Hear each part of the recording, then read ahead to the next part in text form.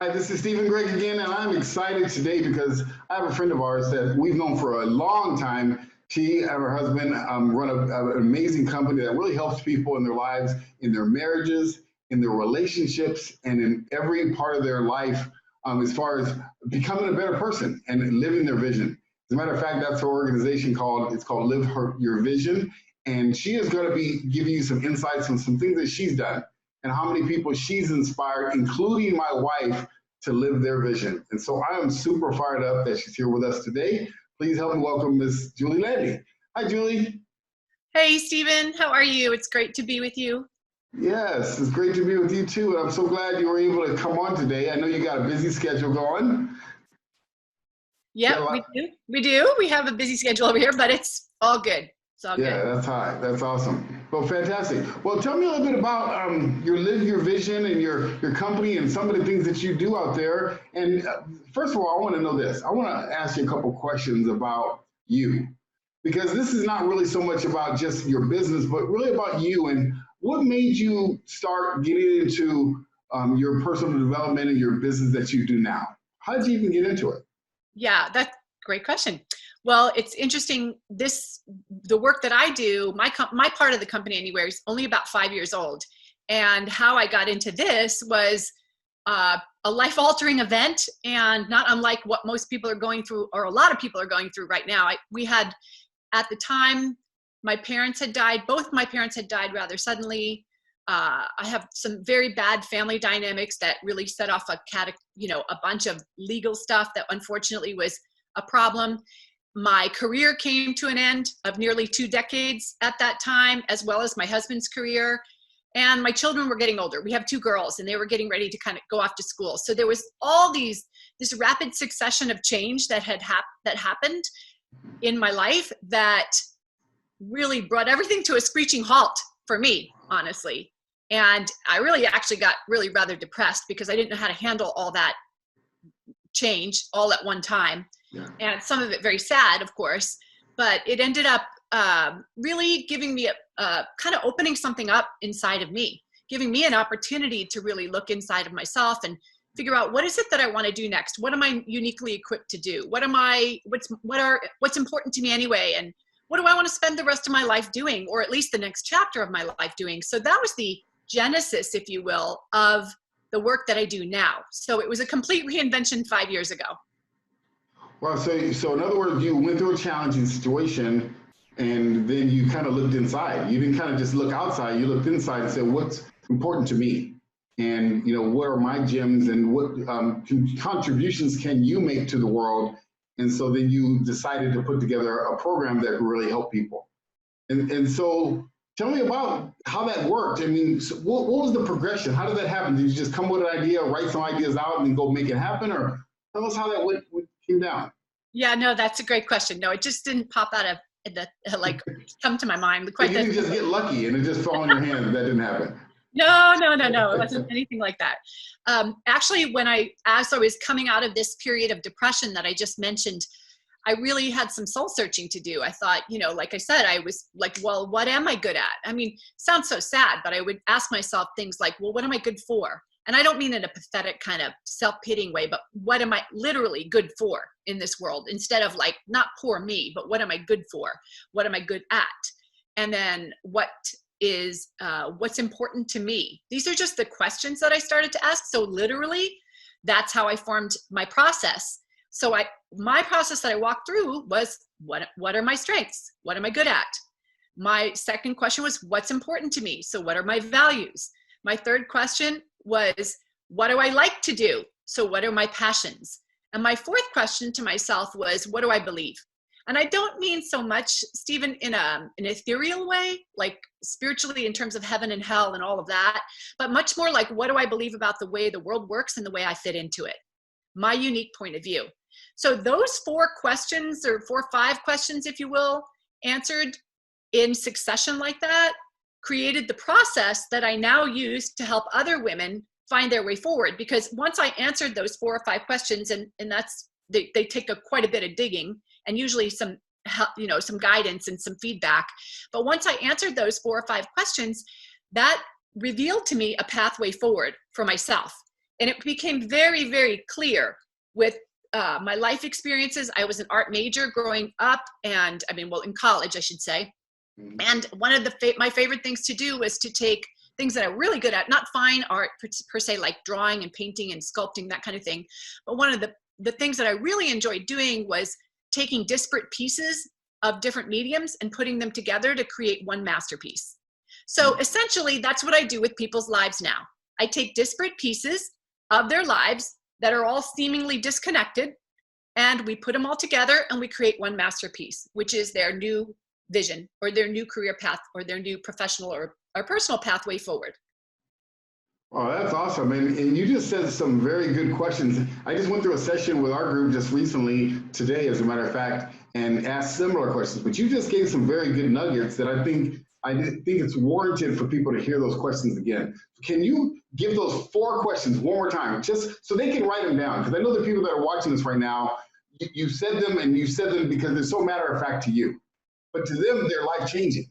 And so I want people to really hear that message. So what was that first question again? The first question you asked yourself. Perfect. Yeah, absolutely. The first question I ask myself is what am I good for? That sounds so bad when you say it like that, but you know what I mean. What am I good for in this world? What uses do I bring? How useful can I be? The second was, what am I good at? The third was really what's important to me, meaning what are my values. The fourth, what are we on? The fourth question, there were actually more than that. The fourth question, I get lost, was what do I like to do? What really fires me up? Because passion is the seed of innovation and all creativity. So I do not look at passion as something that's either a luxury or child's play. It's an essential, in my opinion. So passion is the seed of innovation. So what do you love to do? And then the fifth one was really, what do I believe? And I do mean, how do I fit into the world? How does the world work, and how do I fit into it? My role in the world. And that comes from really taking your life story in totality, extracting those nuggets, and then distilling it down to find your unique point of view. Wow, that's interesting, because when you said, what am I good for? I've never heard anybody say it that way. And it's interesting, because I remember when I was young, I used to have parents or people say, man, you're good for nothing. And I'm sure a lot of people in their own subconscious mind think that they're good for nothing. But that's not true. There's a lot of people out there that have talents and skills and beliefs and things that the world needs to hear that can help someone else. But they just don't know how to bring it out. And it sounds like that's what you do, right? You help bring that out of people when they have those inner demons going on, stopping them from releasing them. You draw them out. Is that kind of what you do for people?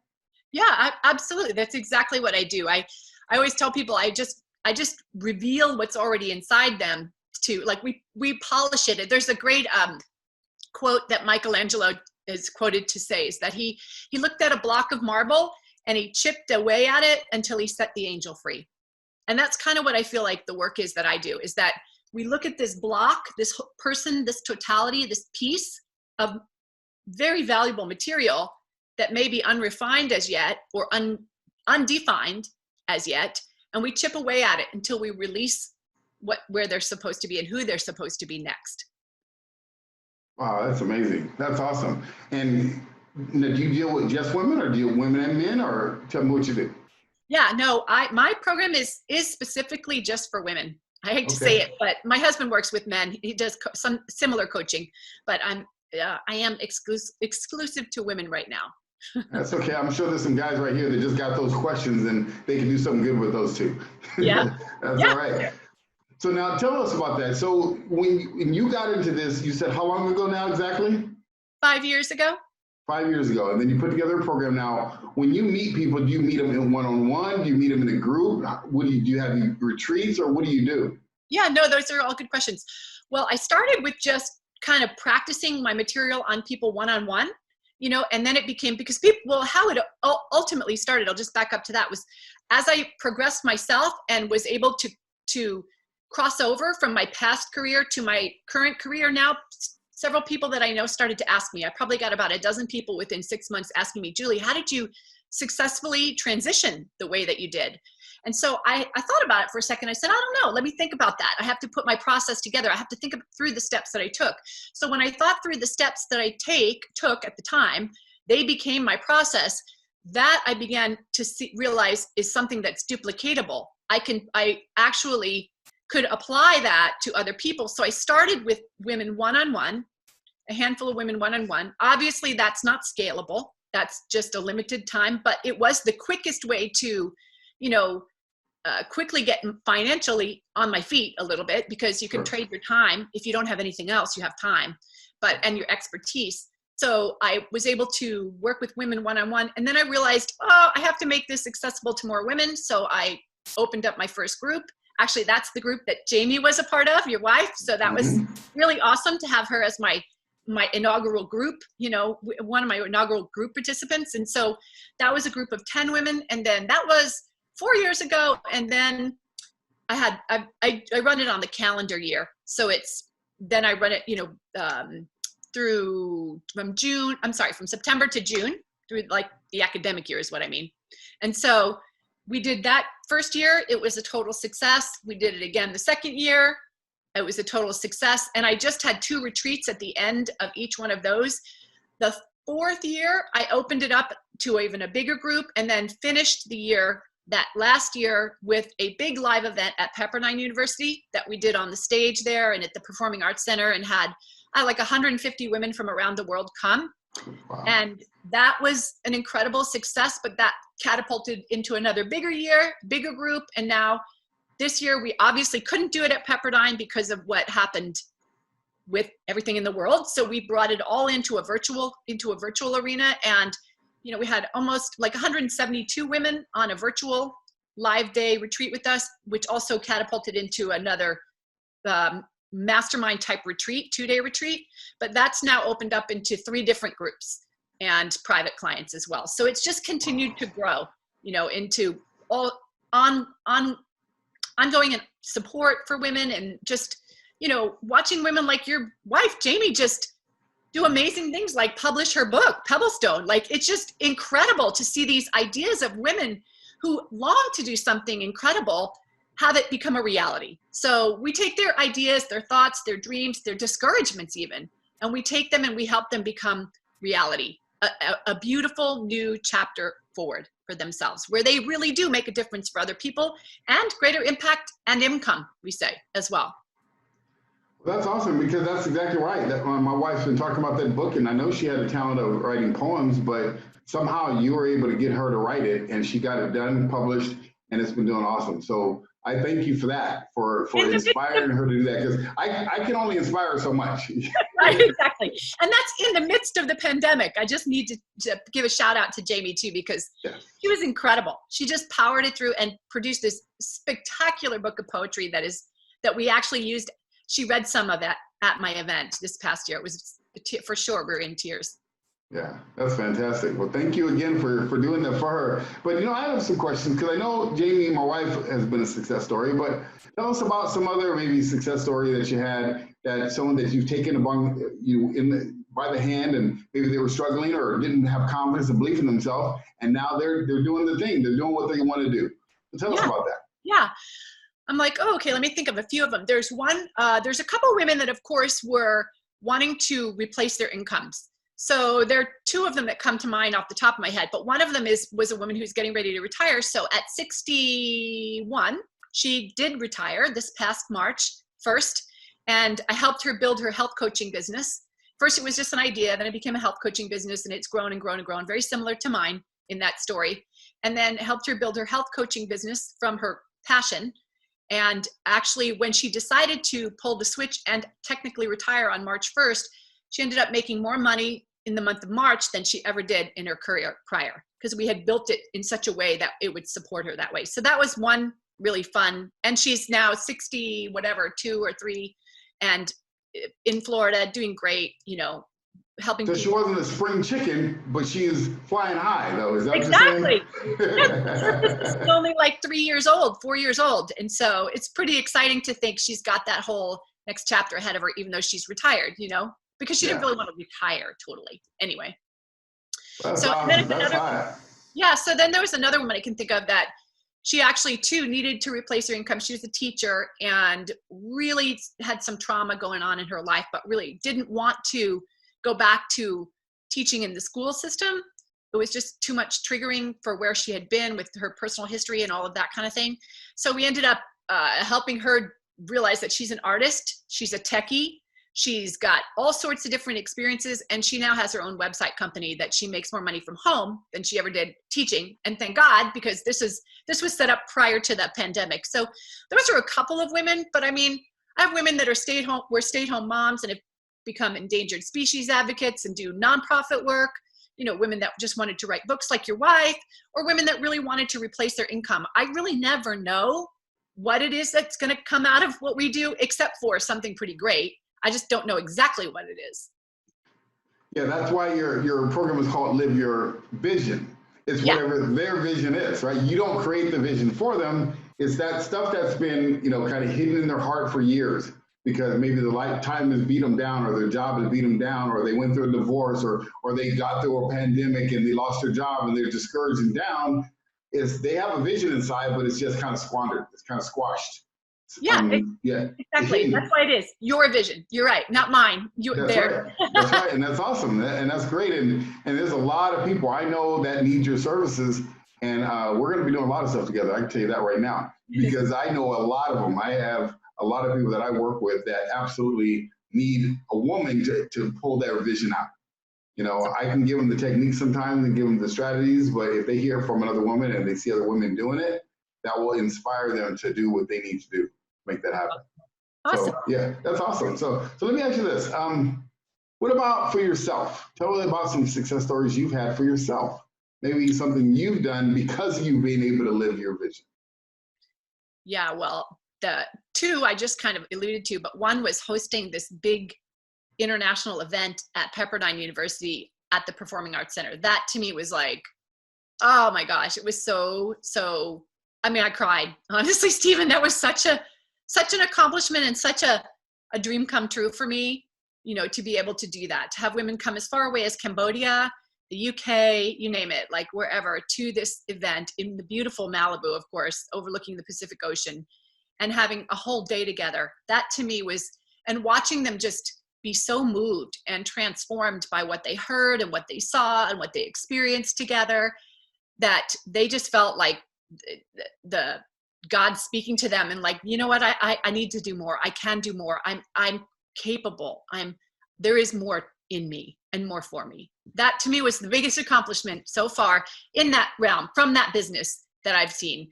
And then I would not say that this year's was any less grand, because in very short notice time, because we had the whole thing booked at Pepperdine again, and to be even bigger. But of course, it just came down to the fact that at the very end of it, we're not going to be able to do it live. So we took the whole event and brought it online, which I thought would be rather simple. Turned out wasn't quite so simple.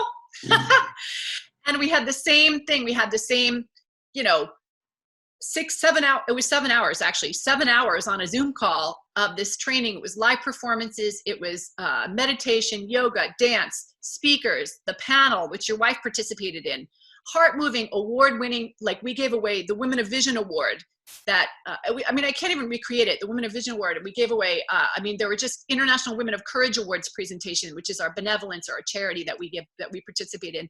And then the craziest thing, one of the biggest accomplishments I will ever say, I will say that happened, is that after 7 hours on a Saturday on a Zoom call, 47 women hung around after it was over on the Zoom call for another 45 minutes just to chat. And I was like, whoa, I didn't think people would ever do that, stick around on a Zoom call, because I've had webinars that people are like 45 minutes, that's a long time, but to be almost 8 hours on a Zoom call, that's incredible. And 81% show up rate and stayed for the day, which was just unbelievable for me, because as a person who's learned about marketing now, I realize that, if on a webinar, I'm lucky if I get about 30 to 50% show up rate. So to have that many people for that long, I just felt like wow, God, you're amazing. Wow, that is amazing. And to be able to pull something like that off and have that much stickability and that many people stay after, that's unheard of. You don't have people staying after that long. I know, because I was just on one and they were off in a matter of minutes. So I know how that works. Yeah. Yeah. So that's awesome. That's great to hear. But I have a question for you that might, no, it's not going to stump you. I already know you know the answer. I always like to throw out some of those, but I've been asking everybody this question because this is so important. Let's just say, you had another situation. You ran out of money, didn't have any resources, didn't have any family or friend that could help you. All you had was the stuff between your two ears in your head, and you had the tools that you have, the internet. What would you do for the next 30 days to get back on top? What would you do? Yeah, it's a great question. I think one thing I've learned just from having to reinvent myself and, make something happen out of nothing before, you definitely expand when you do that once, and you expand as a human being in terms of your faith and belief in yourself and God and everything once you've done that. But I think for me, what I would do is I would sit back and I would think, I would pray, and I would say, okay, what is it that people need? What am I good for? I'd probably go back to that same thing. What am I good for? And go back to because when I think about what I would do to get a quick cash infusion, essentially is what you're saying, to get some cash in the door if you're really in a tough spot, right? Is selling my services. If I don't have anything else, I have me. I have the expertise. I have the life that I've been given. I have the wisdom that I've been given. How can I serve someone else? Because service is always of value to others. If you can serve someone and, be of value to someone, they're going to compensate you. So in other words, you would look at how, what a need is that's out there right now, because somebody has a need of something that you can provide a service for. You'd come up with a pricing structure and then sell it. Yeah, that's about it. I probably would start though with first me, what am I good for and good at, the way I did before, and then look out, because the needs are so vast out there. But I do think that, and unless I'm careful and what I do aligns with what I believe and who I am and all of that, I can find myself down the road. And I have had people do this and have been in this position before where I've chased the dollar versus the value, and ended up being kind of in what you call golden handcuffs. Then you're stuck because you're now stuck because you need the money doing something you don't want to do. Because those crises pass, we all have them, but they're not forever. And you don't want to be stuck in this situation where you're doing something that you hate because you needed some money really fast, but you didn't think through, wait a minute, does this work for my value system? Does this work for my skill set? Does this work for what I really enjoy doing? And so it's not that much longer of a process, but it would just take some intention, I would say, some deliberate, thoughtful, prayerful intention to get clear on what you have to offer, and then find the need, match it up, and deliver the service. So is that something that you do for people when they meet with you? Is that what you do? You kind of find out what their strengths are, what their abilities are, bring them out, bottle it, package it, and then teach them how to market it? Is that what you do? Yeah, exactly that. And the first 5 questions we go through pretty intensely down into a very deep, do some deep work on that. And then what comes out from that is a message, is a process, is something to either package. And we decide whether, based on the community that we help them build with that messaging, how that community best wants them to deliver it. Could be in the form of a podcast. It could be a product. It could be a book. It could be teaching. It could be voiceovers. It could be service of some sort or a product of some sort. So we determine, based on the message that is uniquely theirs, the audience that is listening to that message and drawn to them with that message, how that audience then wants to be that content delivered. We survey that audience. We get to know that audience and find out how they want it delivered. And then we package it in a way that meets both the needs of the audience and the strengths of the individual, so that there is a a mutual win-win there, and so that it's sustainable. Because if it's not authentic and the person that's delivering it loves it, they can't sustain it. And if you can't sustain it, you can't make it successful long term. So that makes sense. That makes complete sense. And that's what people need right now. They need that hope. That sounds like what you're doing. You're giving people hope again, no matter what the circumstances, no matter where they are on whatever continent they're on. If they are watching this right now and you resonate with Julie, this would be something that would be beneficial for you, I think, in a big way. I have one last question for you, though. Sure. It's a 3-part question. Okay. What 3 things would you give, our viewers? There's a lot of people out there from all walks of life. People that just left their job, people that just got laid off from their job, people that are in between money, people that have a lot of money. There's a lot of people here watching this right now in different circumstances, but they all have a dream, just like you and me. They all have a vision. They all want to do more with their life. So what 3 things would you give anyone watching right now? Some techniques, 3 specific things they can do to win in the next, 90 to 100 days. Well, I know I'm going to sound like a broken record, but the truth is, this is where I start with everyone, no matter where they're coming from. Like you said, a lot of money, no money, hurting, or on top of the world. We start here. Really, who are you?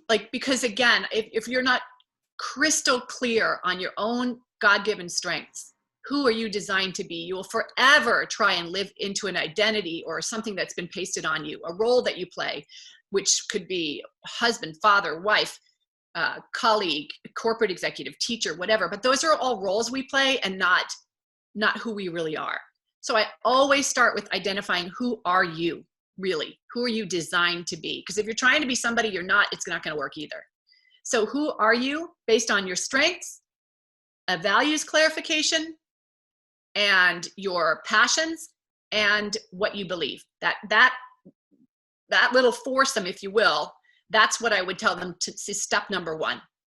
Step number 2, I would say, or tip number 2, I guess is the way we're framing it, is now you take that, who are you, and you have that message that's come from that, share it.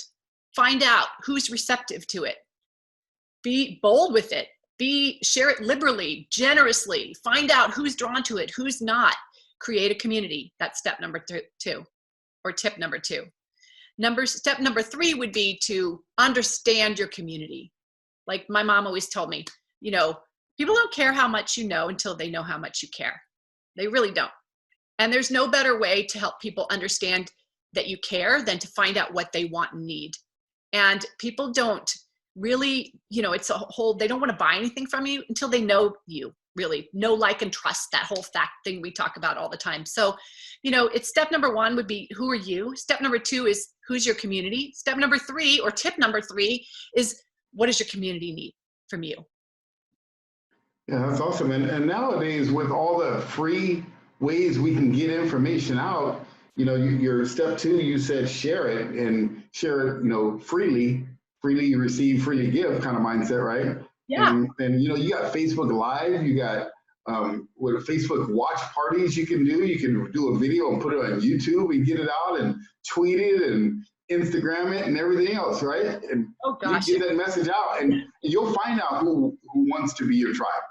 Yeah. By giving that information out. Is that kind of what you're talking about? Giving it away freely like that?